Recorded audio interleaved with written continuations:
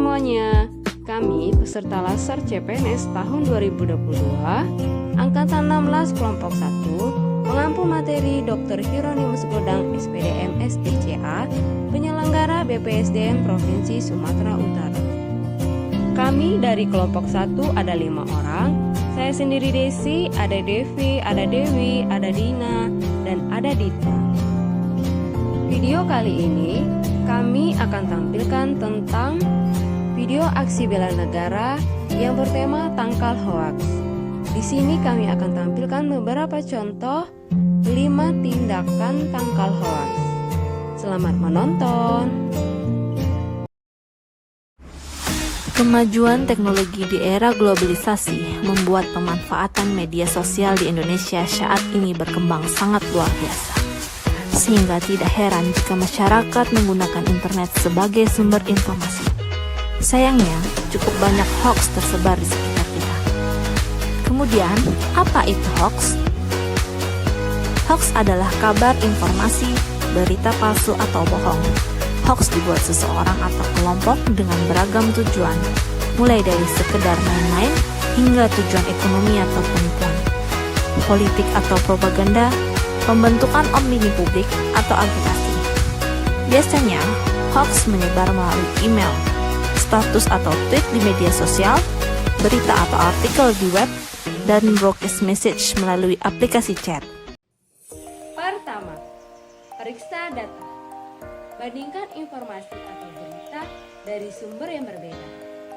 Bedakan informasi atau berita berdasarkan opini atau fakta yang disertai dengan bukti dan kesaksian.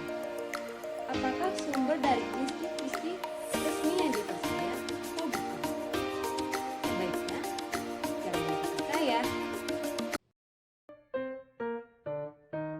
Cara untuk tangkal hoaks yang kedua ialah dengan cara cek keaslian foto. Di era digital saat ini, bukan hanya konten berupa teks yang dapat dimanipulasi, melainkan konten berupa foto ataupun video. Ada kalanya para pembuat berita palsu mengedit foto untuk memprovokasi para pembacanya. Cara untuk memeriksa keaslian foto bisa dengan memanfaatkan mesin pencari Google, yaitu dengan melakukan drag and drop ke kolom pencarian Google Image.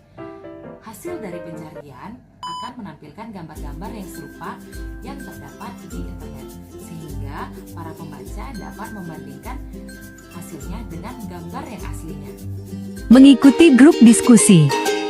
Untuk membuktikan bahwa berita itu hoax, kita harus proaktif ikut grup diskusi untuk mencari kebenaran berita itu bersama-sama.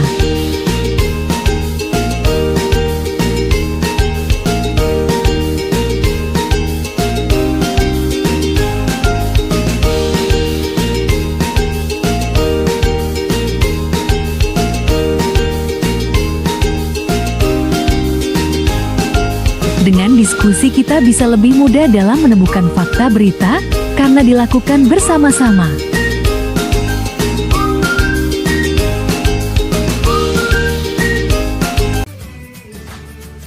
Keempat yaitu hati-hati dengan judul yang provokatif. Berita hoaks seringkali menggunakan judul yang sensasional yang provokatif. Misalnya dengan cara menudingkan jari ke pihak tertentu yang beritanya isinya pun bisa diambil dari berita yang resmi. Hanya saja isi dari berita tersebut diubah-ubah oleh sang pembuat berita sehingga berita tersebut menjadi berita yang hoaks.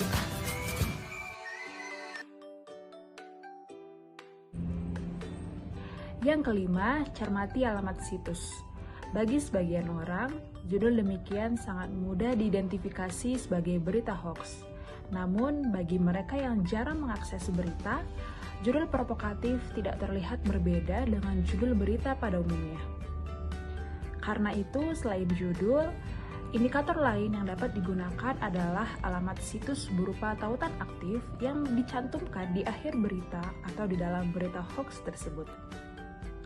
Jika tautan yang dituju tidak dapat dibuka, berarti berita tersebut adalah berita hoax. Jangan terkecoh dengan tautan yang mencantumkan situs berita internasional atau nasional yang kredibel. Pastikan URL atau alamat situsnya memang benar, mengingat ada yang menggunakan nama situs berita namun masih menggunakan domain blog atau bukan .com.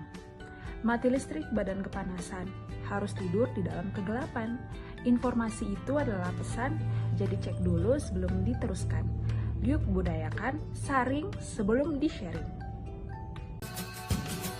Demikian penjelasan kami mengenai tangkal hoaks. Semoga bermanfaat bagi teman-teman yang sudah menontonnya.